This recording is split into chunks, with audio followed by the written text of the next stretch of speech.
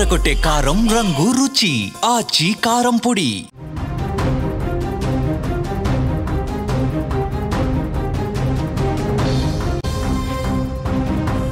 తెలంగాణలో స్థానిక సంస్థల ఎన్నికల నిర్వహణపై ఉత్కంఠ నెలకొంది.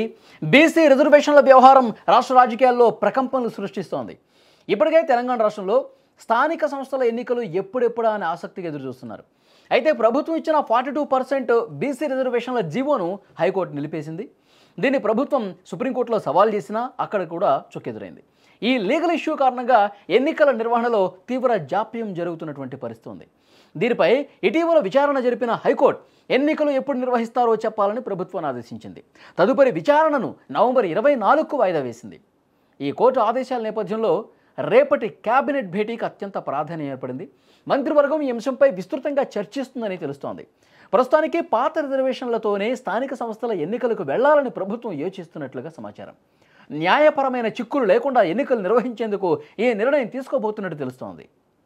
అయితే బీసీలకు రిజర్వేషన్లు పెంచాలని బలంగా కోరుకుంటున్నటువంటి కాంగ్రెస్ ప్రభుత్వం ఒక కీలకమైనటువంటి వ్యూహం అమలు చేస్తోంది. అదేంటంటే కాంగ్రెస్ పార్టీ తరఫున పోటీ చేసే అభ్యర్థుల్లో కనీసం 42% సీట్లను బీసీలకు కేటాయించాలని ప్రభుత్వం ప్లాన్ చేస్తుందట.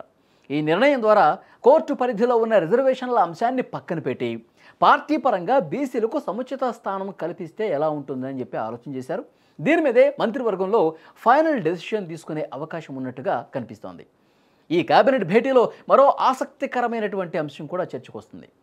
జూబ్లీహిల్స్ ఉప ఎన్నికలో కాంగ్రెస్ పార్టీ సాధించిన ఘన విజయంపై చర్చ జరగబోతోంది. ఈ విజయం ముఖ్యమంత్రి రేవంత్ రెడ్డికి, కాంగ్రెస్ ప్రభుత్వానికి మరింత బూస్ట్ ఇచ్చిందనటంలో ఏమాత్రం డౌట్ లేదు. ప్రభుత్వ పనితీరు పట్ల ప్రజల్లో ఎలాంటి అభిప్రాయం ఉంది, ఈ ఎన్నికల్లో కాంగ్రెస్ పార్టీకి లభించిన మద్దతు వెనుక కారణాలు ఏమై ఉండొచ్చు, ఈ అంశాల మీద మంత్రులు విశ్లేషిస్తారు.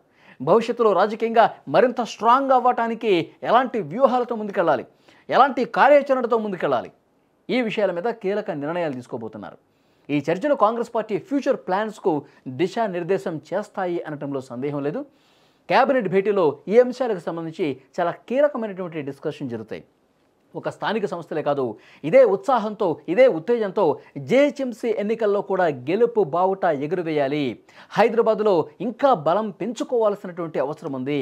తద్వారా రాబోయే అన్ని ఎన్నికల్లో కాంగ్రెస్ పార్టీ అద్భుతమైన విజయాలు నమోదు చేయాలంటే అందరం కలిసికట్టుగా ఈ జూబ్లీహిల్స్ ఉప ఎన్నికల్లో ఎలా అయితే పనిచేశామో అదేవిధంగా ప్రతి ఎన్నికలో కూడా ఇదే విధంగా కలిసికట్టుగా ముందుకు పోయి కాంగ్రెస్ ప్రభుత్వం మంచి కార్యక్రమాలు చేస్తుంది, మంచి సంక్షేమ అభివృద్ధి కార్యక్రమాలు చేస్తోందని ప్రజల్లో ఒక నమ్మకం కలిగించే విధంగా మనం పనిచేస్తే ఫలితాలు ఇదే విధంగా ఉంటాయి.